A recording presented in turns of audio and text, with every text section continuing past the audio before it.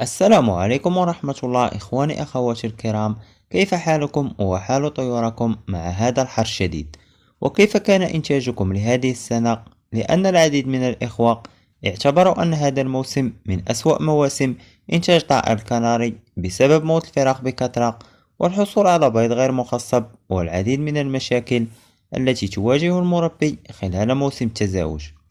طبعا ليس هذا هو موضوع هذه الحلقة، لأننا سنجيب عن هذا التساؤل: لماذا تتوقف ذكور الكناري عن التغريد بعد انتهاء موسم التزاوج؟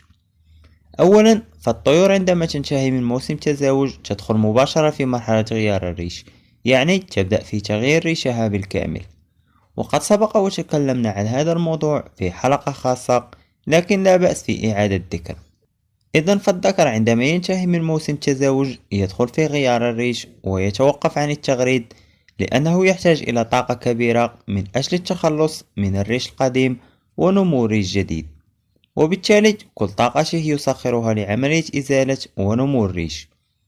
وبما أن التغريد يحتاج إلى طاقة كبيرة، فالذكر يتوقف عن ذلك لكي يوفر طاقته لغيار الريش.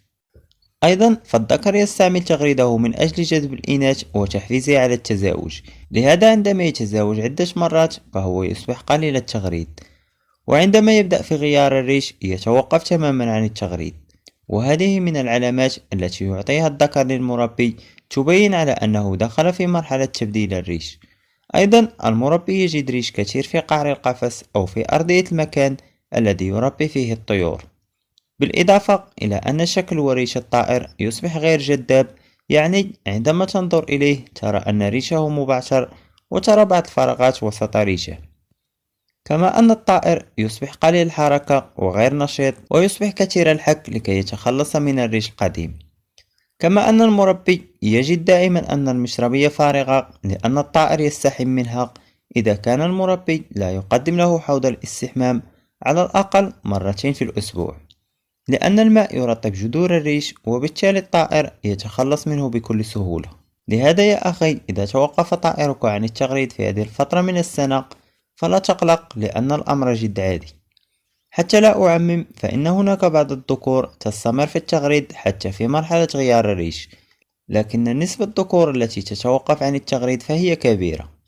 ونصيحتي لكم يا إخواني هي الاعتناء بالطيور جيدا في هذه المرحلة بتقديم الخضروات 3 مرات في الأسبوع، لأن هذه المرحلة تأتي في فصل الصيف حيث ترتفع درجة الحرارة. وكذلك لا نغفل عن تقديم حوض الاستحمام على الأقل مرتين في الأسبوع، لأن الاستحمام يساوي خروج الطيور بسرعة من مرحلة غيار الريش. سأضع لكم رابط سلسلة مرحلة غيار الريش في الوصف أو في أول تعليق.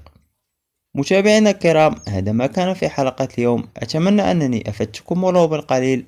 لا تنسوا دعمنا بالضغط على زر الإعجاب ومشاركة الفيديو مع أصدقائكم لنستمر في مشاركة أي صغيرة وكبيرة معكم حول تربية الطيور. السلام عليكم.